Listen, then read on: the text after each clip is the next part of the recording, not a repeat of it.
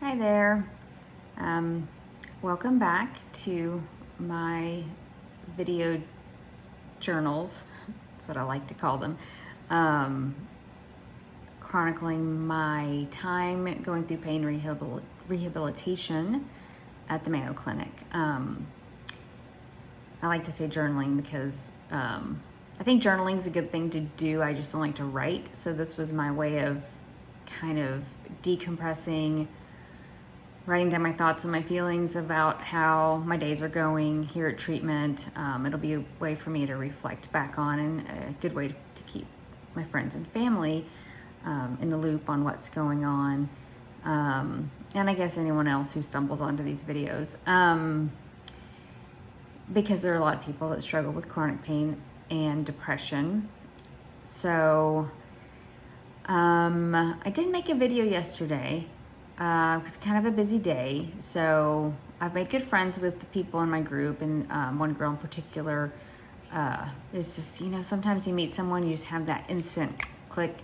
Anyway, she was very nice and took me to the mall yesterday so I could get some good shoes because my complete lack of mobility, I guess. I mean, I can move, but I stopped moving. I stopped doing lots of things, so I did not have any shoes that really were good for walking. So we went to the store, went to the mall and got some shoes last night, so I kind of got home later and had dinner and wanted to watch Big Brother. Guilty pleasure. Anyway, so I was going to just touch base a little bit on the last couple days of what I have learned and what's been going on. Today's a good test day for me because although I have struggled with my normal head pain that I have, and then I have been getting migraines, which is my main pain area. I've been able to treat them pretty good. Today I'm struggling with this migraine not wanting to be really affected by the medication that normally works, and then also tools that I'm learning in treatment. So I'll talk a little bit about that and what I've been trying to do. But one of the things we talked about yesterday and today, because I think it's really important, is pain in general and how we treat chronic pain conditions, or pain, I guess, in general in our medical system. And, medical professionals want to treat your pain. They want to know, where's your pain? How are you feeling it? What's the severity? That's a big thing. It's always, when you go into the doctor and it's like, oh, I'm having pain. What's your scale from, 1 to 10? Where are you? So it's always about, where's it located? How often are you feeling it? What is the level of severity that it's at? And that is our sensory part within our brain of how our pain is happening. And unfortunately, that's kind of mostly where it's focused, because that's the physical location. That's the place where we, as the person suffering from it, can say we're feeling it. Now, sometimes in going through it, doctors can do tests and run, blood, take MRIs, CT scans, all sorts of different things, and they can't necessarily always find why the pain is there. And unfortunately, that leaves a lot of people feeling lots of different ways. But definitely, and I know I felt it, and probably everyone in the process with me, at some point or another, you feel like you're kind of crazy. Like, either they don't believe you, whether it's the doctors or people in your life,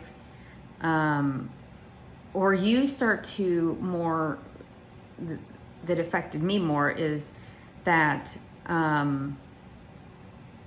I don't believe myself. I would get to where am I going crazy? Do I really have pain right now? Like, I shouldn't be having this pain like this. I don't know. Maybe I'm not having pain. Maybe it's all in my head. And, to an extent, that is kind of true. it is in my head, but it's also true that I have pain. So with the way our mind works around pain is we get the sensory part goes into the brain, and that is our true feeling, where we're feeling it, how we're feeling it. But your thought process will kick in and say, well, what does this mean to me? How do I make sense of it? And if you can't make sense of it, or if the sense of it that you're trying to make isn't working, the thought that you're trying to make around it isn't adding up, it then ties in with your emotional response, which is where you'll get anxiety, fear, depression, and all three of those components work in your brain. So way I like to describe it is, after time, it becomes like a chicken and an egg situation where it's all firing off, and the more your emotional response is heightened, the more it's going to affect the sensory part as well. So although I started with pain, because of the inability to treat the pain effectively, and then how my pain progressed to where I would fear the pain, it leads to a big thing that I've done, which is avoidance. You're avoiding activities that will cause pain, or that you believe will cause pain. And that avoidance is what really, really festers that chronic depression part. So if our medical professionals, and not that I have issue with my doctors, because I do have very good doctors, but if they're not treating the pain from a physical standpoint as well as an emotional and cognitive standpoint, then it's battling each other. And adding medications, which is what I've dealt with mostly with neurology over the years, is, try this medication. Okay, that one didn't work. We'll try this medication. And that's common. And I think the beginning of my migraines from my 20s until I really had it under control before I got pregnant with my first child, I was trial and error. What works, what is working for preventive, what's working for rescue medications. And I really got to a point where I found something that did work. And I do think there is some trial and error around it. At that point, though, I wasn't dealing with the thought and the emotional aspect really affecting me as bad as it got to. So I really think coming off of my pregnancy, when my medications, I was in such bad pain after I had my first child because of the horrible the horrible pregnancy. I had horrible pregnancy symptoms, but the migraines were so persistent through my pregnancy. And then after I had her, I got back on medication and it didn't work. And that's where I really think I was trying to make sense of it. Why wasn't this working? What do I do? And it really I didn't at that moment really treat the emotional and cognitive part of my pain. And it just, after 12 years of that, anyone's going to have issue. I mean, really, you're going to have mood issue. And it makes sense. And it's unfortunate that we're not always treating chronic pain patients in that holistic approach with regards to the thought and the emotion. Now, my main primary care doctor, 100%. I mean, she's been my doctor for 20 years or so. And, she's the one who actually referred me to this treatment. So I appreciate her a lot. And even my neurologist, I mean, he's great, and he has great ideas from a medication standpoint on what can help migraines. And I have gotten migraine therapies from him that have been good. But I've also have some that maybe were not best for me and where I was in my process. So we talked a lot about that over the last 2 days, really. I was in session today, and today was one. Actually, everyone was kind of off today. I feel like the therapist came into our last group session and was like, "It feels like the mood is a little off here." And, I was like, I'm struggling today. I'm wondering, should I put on my sunglasses? Because one of my pain behaviors, if you will, is avoidance of light, especially fluorescent lights. Like when I worked, people knew my light was off, my lamp was on. Fluorescent lights became a trigger, became a harmful thing in my mind. Like, I feared and still fear fluorescent lights.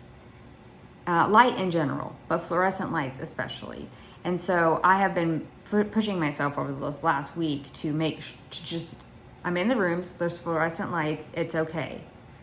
But today, when my pain had continued to get worse from lunch on, even taking my rescue meds, it was still getting worse. And I told him, I'm like, I'm trying to figure out, should I put on my sunglasses? I don't want to give my brain additional stimulus of, hey, fluorescent light's bad, because I don't want to always think light is bad, because it has gotten to a point in my life where I will be in my room where it's dark, and then I come out to try to spend time with the family, and 30 minutes later, I'm like, it's too bright. I cannot be in this room. I've got to go back to bed.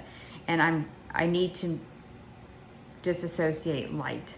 Although migraine sufferers are going to say, yes, light sensitivity, 100%, it's a thing. I need to find ways to cope with it. And it may be I'm going to go to a dark room for 30 minutes, do some relaxation, maybe some meditation, take rescue meds, like things like that I can do to bring me out, to hopefully help like reduce because what I think I'm having is this migraine is not really going away with the medication like they have over the last few days. I do think part of that is because I'm due in 2 days for my monthly injection of preventive medication that has seemed to help a lot. And usually when I get to that last week before it's due, I start to get some additional migraines pushing through. So I think that's what it is. But because I'm having that sensory, my thought is trying to like make sense of it. My emotional is having some anxiety and fear and freaking out a little bit, and it makes it worse. So I've got to calm those areas of my brain, the cognitive and the emotional. I have to calm them using the tools that I'm learning. So sharing, talking about it, getting the encouragement back from not only the psychologist and that's heading our sessions, but the other people in my group, a lot of them who have migraine and headache issues. It's calming in just knowing that I'm doing what I need to be doing. I'm in the right place. I'm with people who understand, and I'm not crazy. It's not all in my head. So that's good. And knowing that it was the last session of the day, yes, things are getting worse. I come back to my hotel. I really wanted to make the video while I was having a day that I wasn't feeling as good as I have in some of the other days, because this is gonna be a ride. It's gonna be up and down, just like when I go home. It's gonna definitely be up and down. I'm gonna have to experience those, and I want to make sure that that's captured in my diaries here. So I'm gonna try to take it easy. I was trying to decide, should I walk, because I didn't go to physical therapy today. I had biofeedback, which I'll talk about that in 1 second. I'm sorry if this is going to be a slightly longer video, but I have a lot of, I think, important information I want to make sure I have chronicled for myself.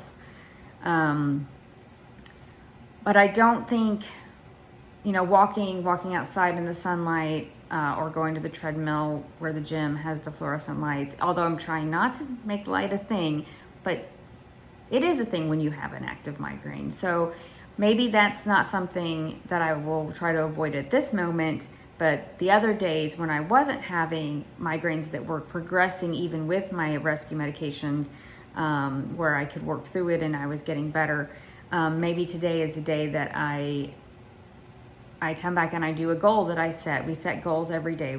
And a goal I set today was to start doing some sort of relaxation, and I make a SMART goal. So something that, I have to remember what SMART stand for, but specific, measurable, achievable, realistic, and time, something with time is the T. So mine was to do 15 minutes of Tai Chi this evening. And Tai Chi was something that my therapist actually had recommended before I came here. I had never done it before, but we do it several days a week. And I really enjoy it because it is a meditation, but because you're doing slow movements, you're having to think about the movements, and it keeps you in the moment, versus meditation, even guided meditation, where your mind can tend to wander a little bit easier. So that leads me into the other big topic we've been talking about the last couple of days, which is mindfulness. And I don't know if you guys out there practice mindfulness. I think it's very important for everyone. I think it's wonderful, but really the overall idea is just be in the moment. And don't judge the moments that you're in, if that makes, I know that might not make sense, but if you think about some good examples of when you are mindful, is holding a newborn baby, that you are thinking about nothing other than that baby in your arms. And that is true. If your mind starts to wander when you have a baby, I don't think your mind would do that, honestly. But there are lots of things. Like I do my Lego building, which I showed you guys, Charmander here. I've been working on this part, so he's getting close to being done. But when I focus on this, especially because this is not like a regular Lego set, this is like, it's more like IKEA instructions. They're not nearly as like, even regular Lego are very step by step. You have to pay attention. You put a brick in the wrong spot, you're gonna have to go back and redo the whole thing once you get far enough that you realize it was in the wrong spot. So that really keeps me mindful because I can't think about anything else when I'm doing that. So, but I love to do it with relaxation as well. So where I'm paying attention to my breathing. And so Tai Chi has been something that I've really enjoyed because I get movement and I get breathing and I get mindful, staying in the moment, in the present, not thinking about future and past. So there's lots of different ways to do mindfulness and relaxation. So for any of you out there that, you have a stressful day or you feel anxiety happening, or different mood or even physical pain, find some ways to do relaxation and do mindfulness. It does really help. The other thing I did today was biofeedback, and we only do it 3 times. I mean, it's a 3.5-week program. So, and I have been working on that. I'm actually not too bad in general about my breathing. It's a lot about breathing from your diaphragm, which people who sing, and I know a lot of people in my life are singers or performers, and it's something that I think it's more natural for us, but a lot of people will breathe more with up here, and it's a lot of tension. So when they do biofeedback, they actually put electrodes here and a belt around your waist, and it measures your breathing and it measures the tension here. One thing I did notice, because I did this right after lunch, was, this is my side where most of my migraines happen. This side was higher up on my tension, had a hard time getting it to go like more at the level he wants, but it was still not at like a really alarming level. But it was interesting to note that, and of course watching it on the screen, I had to keep closing my eyes because it was making me have that anxiety. It tripped that emotional response for me. So, but one of the things is it's great to be able to do the breathing when I do meditation or Tai Chi, because I think I can do it. Tai Chi is even harder because you have to think about breathing and moving, and that's kind of what biofeedback is. If I'm meditating, I can just focus on breathing, which is great. What we want to do is be able to breathe while doing other things, but your brain really can't do that well. So he had me do it while doing a puzzle. You know those puzzles where you take a peg and jump over another peg and you remove it and you're trying to get down to only one peg, and the Cracker Barrel has those, Anyways, so you're doing that while you're trying to remember to breathe deeply, and not necessarily deep, because it's more of a controlled through your diaphragm breathing at a rate that is lower than maybe what normally people would breathe at. So a slower rate, more than worrying about as deep. So overall I did pretty good because I do breathe pretty well, and that's a good thing. But what I need to do is now take times where I'm like, okay, I'm going to practice my deep breathing. Even if I'm watching TV, I may have to rewind because I will catch myself having to stop and be like, okay, wait, am I breathing enough or slow enough through my diaphragm? So, but I think overall that helps all of this kind of stay relaxed and keeps you your brain in a more relaxed state.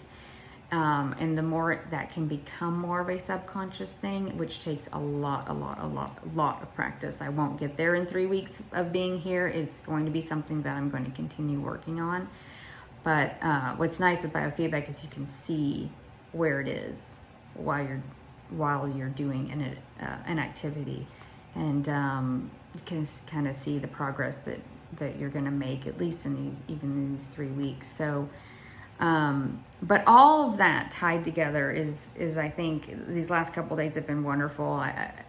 They're really linked, and it's all very important information, and I think relevant to anyone. Everyone has pain sometimes. Everyone has anxiety sometimes. So understanding how your brain reacts to pain and anxiety is good to know.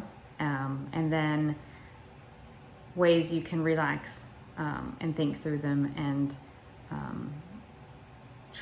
try to use these tools when you're having a flare-up or an episode to help get you through it. And the thing that I got this cool little bracelet that says breathe on it from my biofeedback OT. He's a really nice guy. And he's been doing this for almost 30 years, in most of the time in this program. And that to me says a lot about a program. When you have people that have been doing it for years and years and years, if there's a lot of turnover, that's when I question. But a lot of these people have been working this program for a long time, and I think that says a lot about how good it is. I don't remember. I lost my train of thought. Although I'm having the migraine, I need to not catastrophize it. I need to know in my brain, and this is where I'm getting, and even just a week, I feel like I'm better at, I know I will get through it. I know it will go away, and I don't need to let it prevent me from doing things. I just might not be able to do all the things, but I can do things that will help it, and it will not last forever. And that's something I have to keep telling myself. Positive self-talk is something that is going to be very big for me, and I'm working on it, and I think I'm doing a pretty good job at it. So I think my friend Amanda Lynn would be very, very happy to hear me say these things. You know, we have to give ourselves credit for what we're doing and the work that we do to overcome what we're experiencing. And I know she's done it in her journey, which is a little bit different journey, but still very similar. But this cognitive behavioral therapy, this is like the meat of what I was excited for here. And it's good for everyone. And I definitely think what I appreciate for my friends and family that are watching these videos, I really appreciate it because it shows me the love and support from everyone. Sorry. That you want to understand. And the other thing I did today, I got my care package from my husband yesterday. Well, it had medication that I needed, but in it also had letters for my kids. So I kept that with me today. I actually put them on my desk. And I'm glad I brought them because I was able to read them again after lunch when I was experiencing the increased pain with my migraine. So they're so sweet. And of course, Evie's was all about her stuffed animals and how they're engaged. But, you know, Andrew's was very true to Andrew form, saying, I know you can do it. I hope you're feeling better. You know, it was just his so encouraging. You know, it's what I needed. So knowing that you guys are caring about me enough to watch these and send me notes and messages and comments, I appreciate it.